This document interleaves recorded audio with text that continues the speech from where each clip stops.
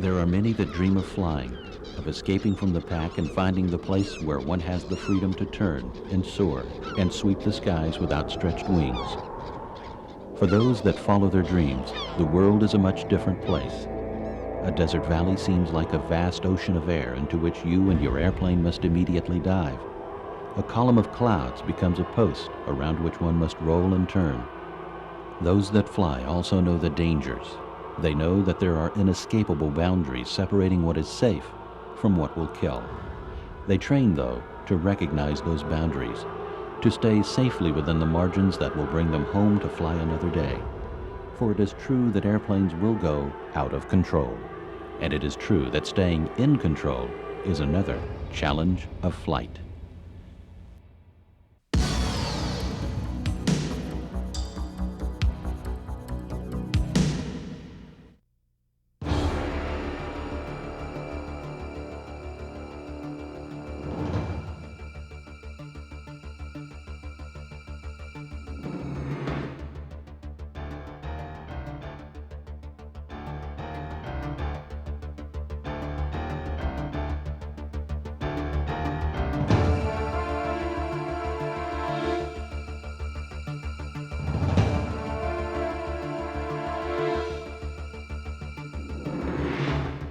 Pilots have lost control of airplanes since the very first days of flight.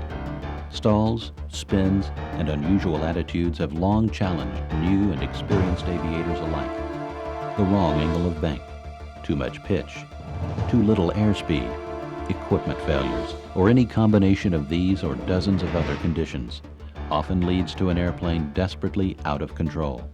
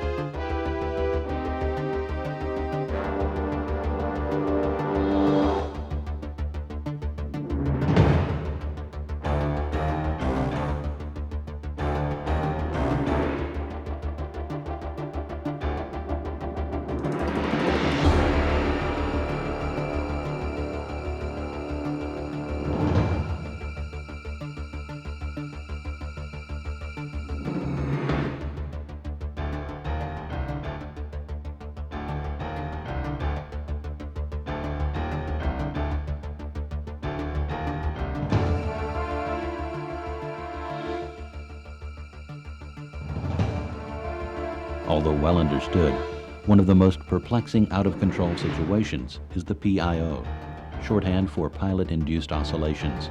PIOs invariably start with some ordinary control input that for some reason triggers a chain of events that leaves the airplane almost completely uncontrollable, jerking up and down perilously close to a stall. They are perplexing because they come on without any warning, and they strike with startling velocity. The recovery? Freeze the stick slightly aft of neutral.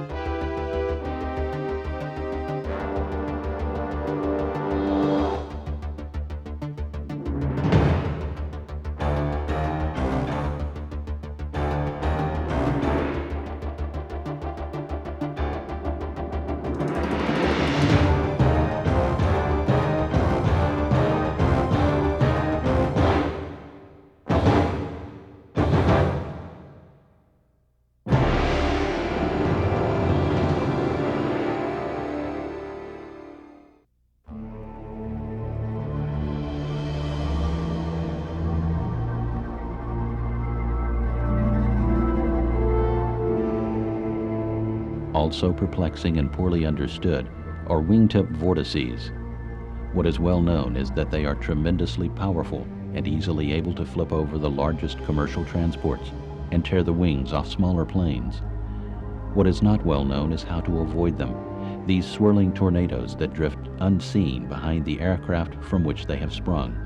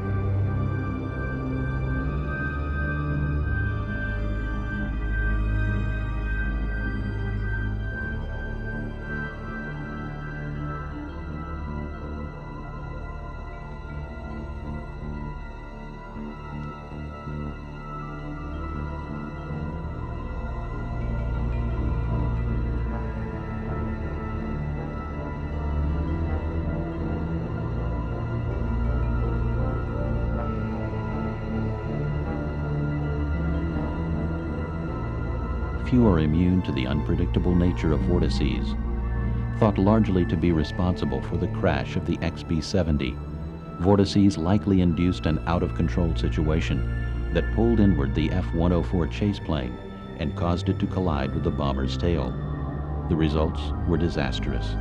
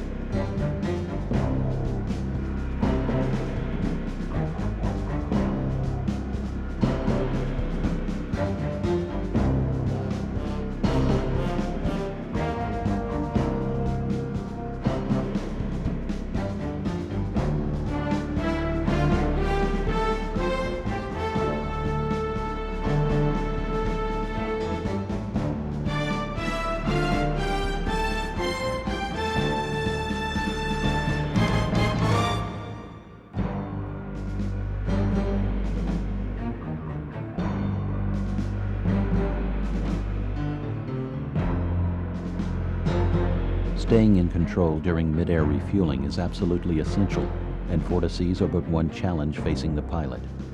Wake turbulence, fixation, poor formation flying, and poor boom control are some of the other factors that can lead to a loss of control and a devastating collision.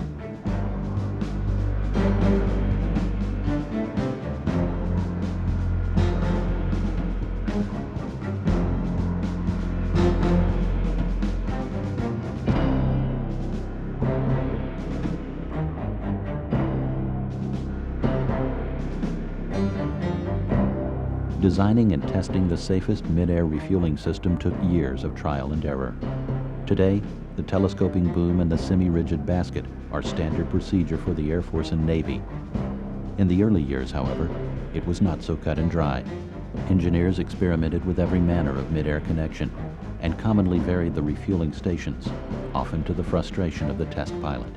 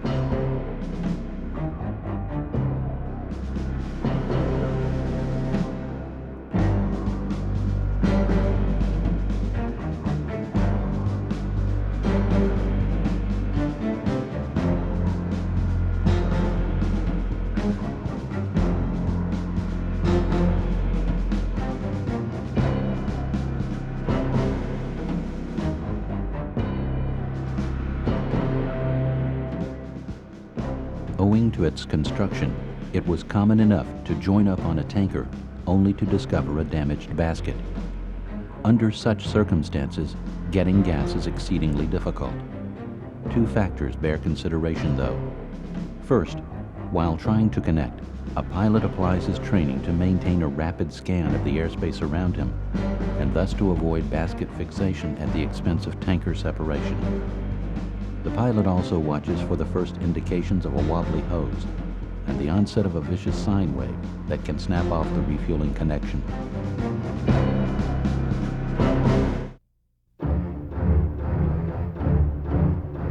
An unusual modification to the KC-135 tanker allows engineers to study the effects of icing on an aircraft. Ice can dramatically change the aerodynamics of the surfaces on which it accumulates, leading to unexpected out-of-controls.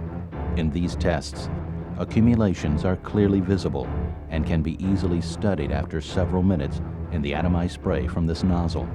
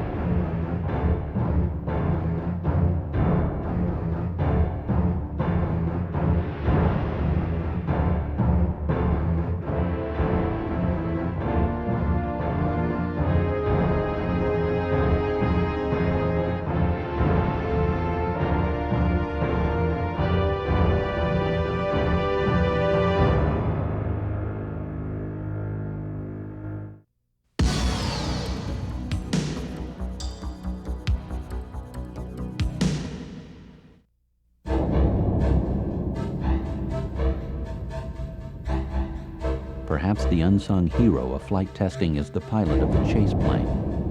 It was Chase that alerted the crew of a B-1B bomber to a massive fuel line break precious seconds before it registered on their cockpit instruments. The explosive potential was obvious, but a deadly, destabilizing, out-of-limits center of gravity control problem was just as quickly developing. The bomber landed safely at Edwards, and a brave mechanic, despite the hazard of explosion, climbed through the torrent of gas to close the safety valve. It is Chase that provides critical psychological comfort to a test pilot. It is Chase that gives you the assurances that your plane is sound and that your airspace is clear. It is Chase that provides you with a knowledgeable voice of calm when the situation deteriorates.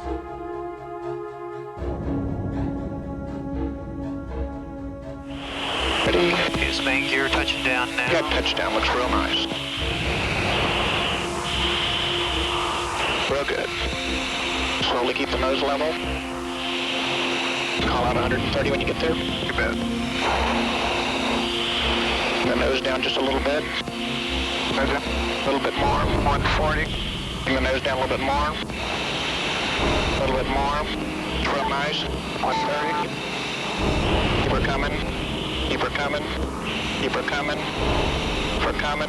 Nice.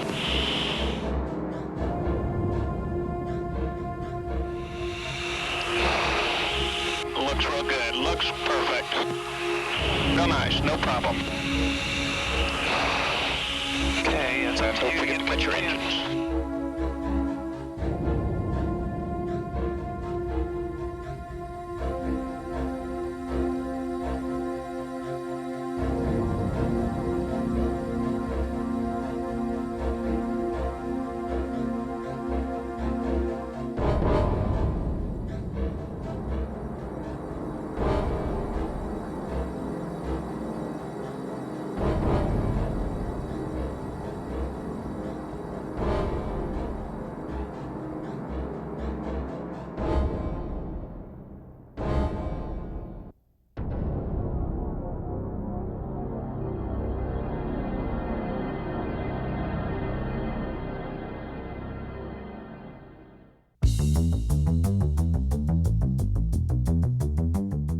Flying chase is a skill honed not by instinct, but training. Flying chase is a part of the curriculum at the Flight Test School at Edwards Air Force Base. Chase pilots sharpen their formation flying skills, learn to read the outside of a test aircraft, practice intercepts, and train to deftly manage the often conflicting needs of engineers, controllers, and photographers.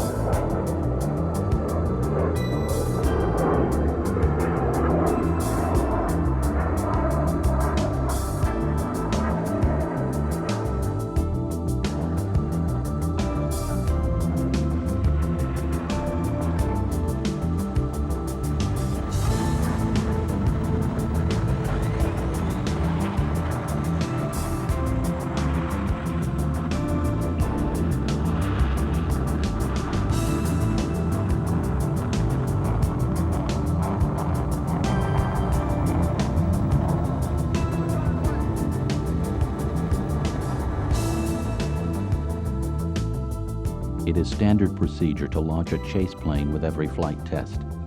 In the case of spin testing, Chase will give the test aircraft a once-over between each departure. Chase looks for structural damage that may have occurred during the preceding spin, and then scans the airspace for conflicting traffic as the test ship sets up the next spin.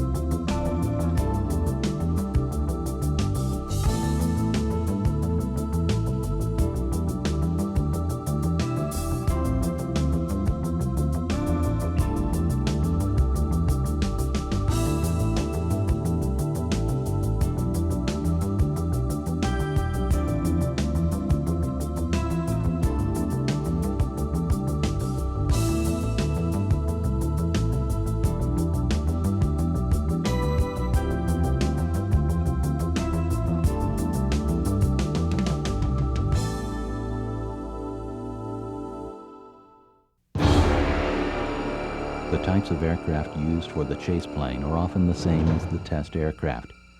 This ensures that the chase plane can match the test aircraft's airspeeds and altitudes, and that the test pilot is talking to someone knowledgeable in the test aircraft systems.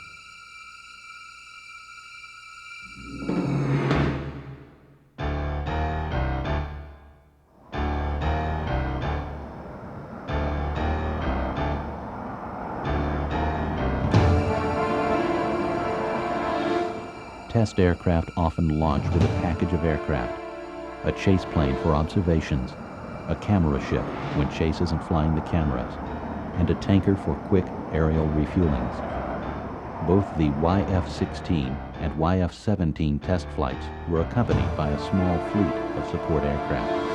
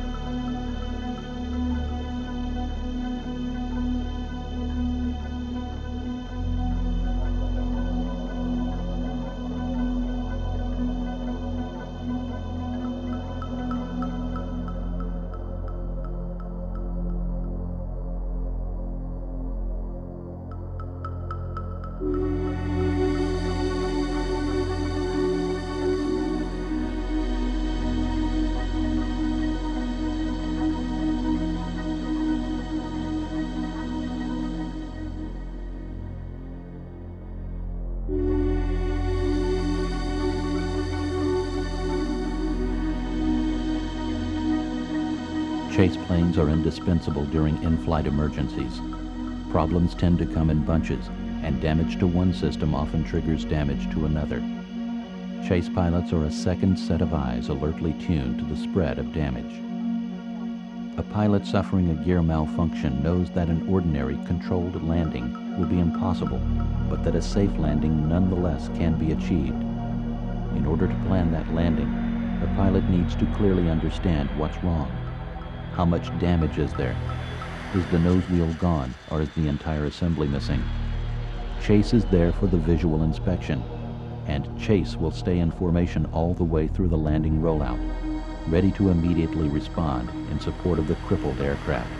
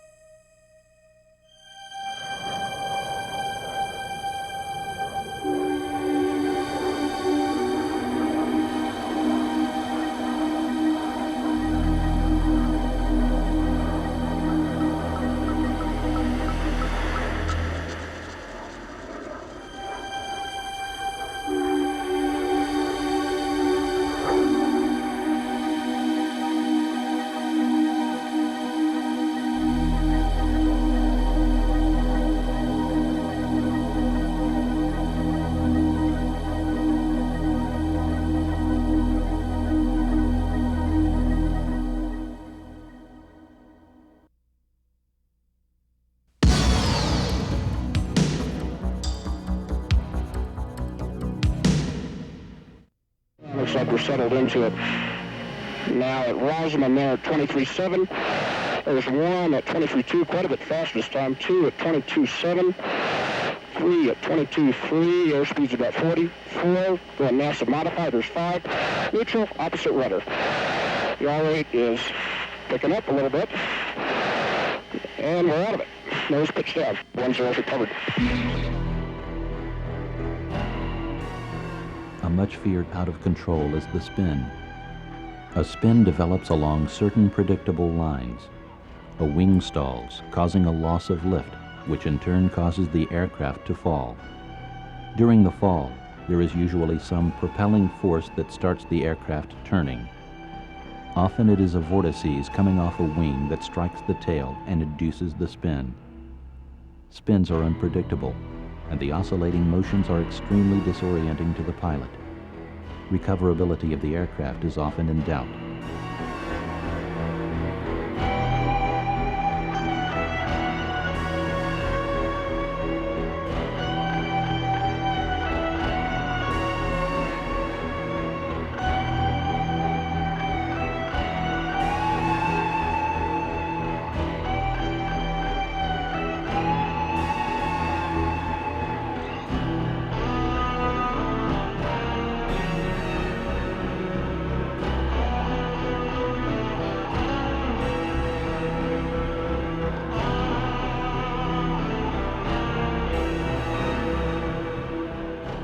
Preparing for a spin test program is both time-consuming and expensive. The test aircraft must be extensively modified. Cameras are mounted on the fuselage facing both forwards towards the nose and backwards towards the tail and the spin chute. Sensors are attached to probes, and data collection and transmitting devices are installed in the radome.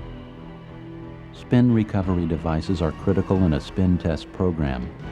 Perhaps the most effective device is the spin chute. As the airplane descends, the spin parachute is deployed. The angle of attack is indicated by the chute's shroud lines. As the chute inflates, it pulls the nose of the aircraft into the wind, which reestablishes airflow over the wings.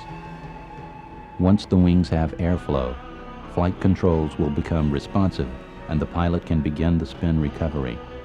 The chute is jettisoned and the pilot begins the long pull-out, often quickly using 10 to 20,000 feet in the process.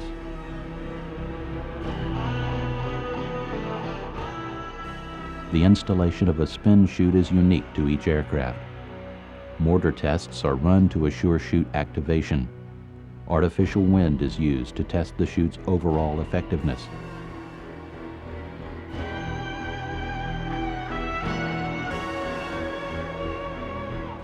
Taxi tests and in-flight deployments gradually increase the chute loads.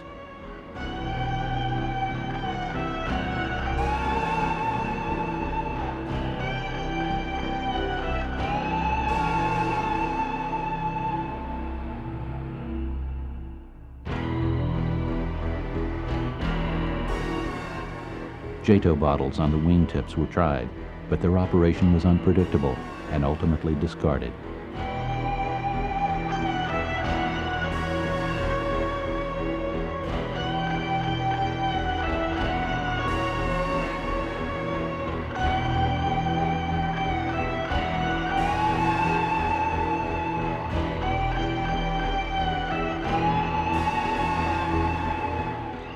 Canards forward of the wing root were also developed and have continued in use.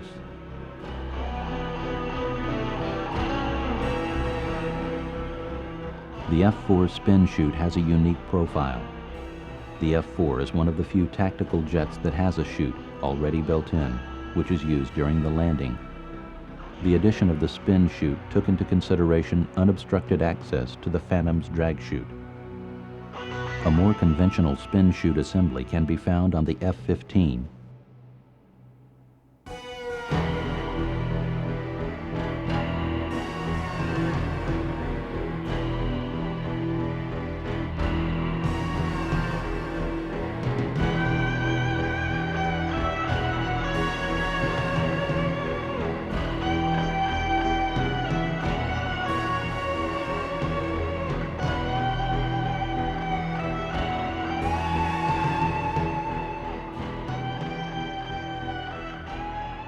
Much testing of recovery devices was undertaken with the F-14, including a pilot-activated hydraulic canard forward of the canopy.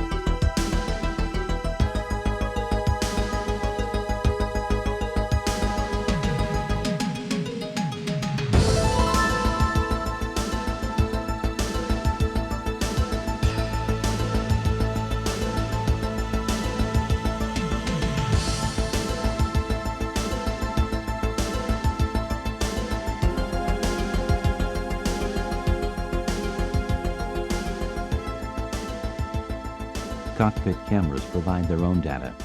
In this F-15 spin test, negative Gs are noticeable in several ways. A floating pencil, the inversion of the horizon, and the position of the pilot hanging from the shoulder harness.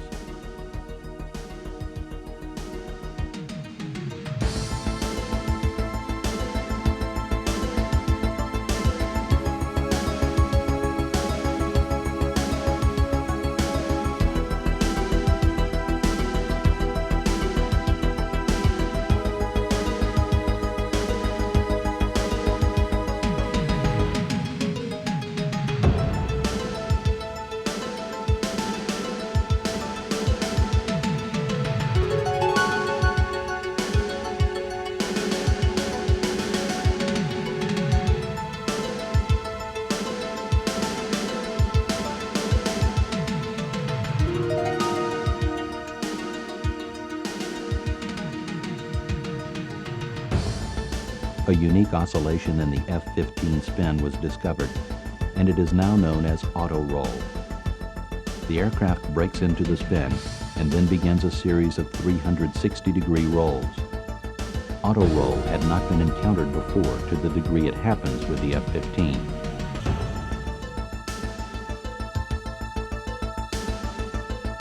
The F-4 underwent an extensive spin program. Cameras were mounted both internally and externally, with both tracker cameras and chase cameras recording each flight. A wide range of variables were tested in this program. Different modes of entry into the spin, different configurations of external stores, different modes of recovery, and other variables.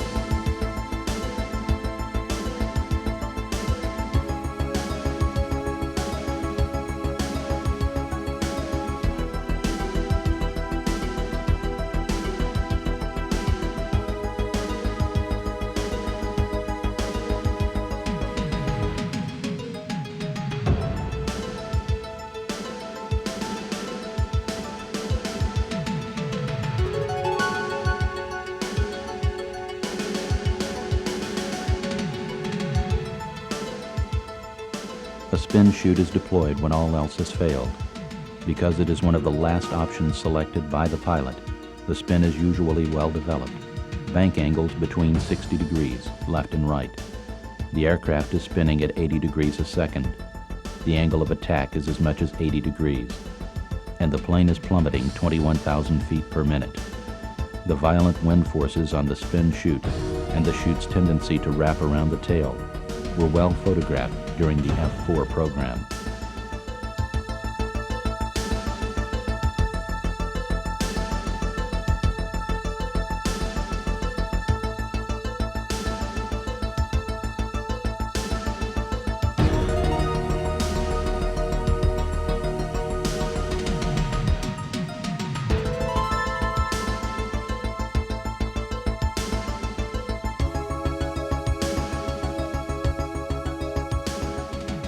Spin programs are costly, and only one aircraft typically undergoes the time-consuming series of modifications. The F-4 entered its final flight with what appears to be a compressor stall during the break. The puffs behind the engine and the flickers that follow are traits of such stalls. Attempts to recover were made.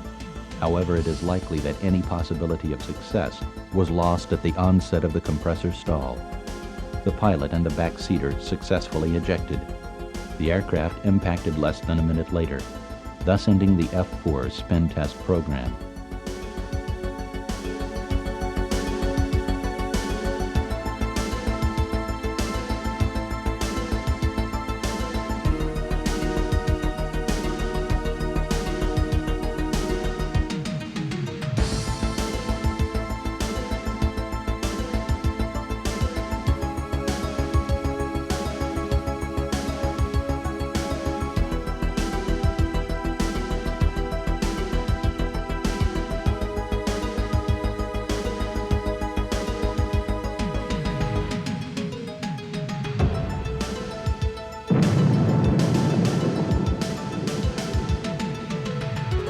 Spin recovery in the T-37 has elements in common with spin recovery in any fighter.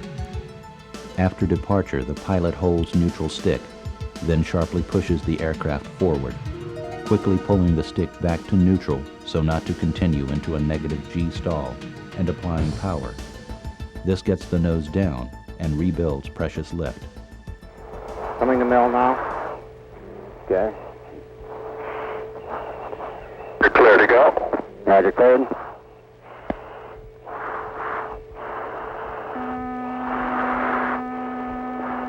There it goes. Okay, full forward and centered. Roll dampers coming off.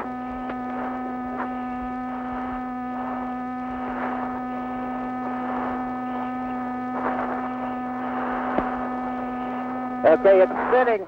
That's a spin. Okay, it's a spin. Yeah. Okay, now go ahead. Okay. It looks like a spin to the right. Yeah. Opposite rudder. Full rudder. Recording some of the full. Okay. All right, it's gonna break. Here it comes. 28,000. Sure. 26 now. 26. Okay. Wait a minute. Keep the stick forward. 24. Going back into the spin, I think. Yeah, I think it is. All right. 22, deploy the spin chute. Now it's recovered. You got it. Deploy spin chute. The spin chute deployed. Came out. Chute came off. 18 down. You got it. Chute failed. You got it. 16.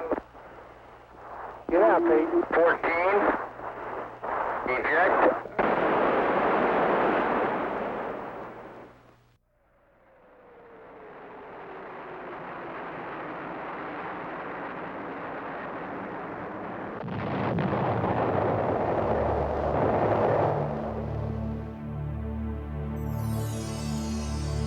With the many dangers associated with it, why does the military invest so much time, money, and effort in spin testing? The answer is combat. Defeating the enemy places unique demands on aircraft and crew. Safety and saving lives is the ultimate benefit passed along to frontline squadrons from the study and understanding of out-of-control situations.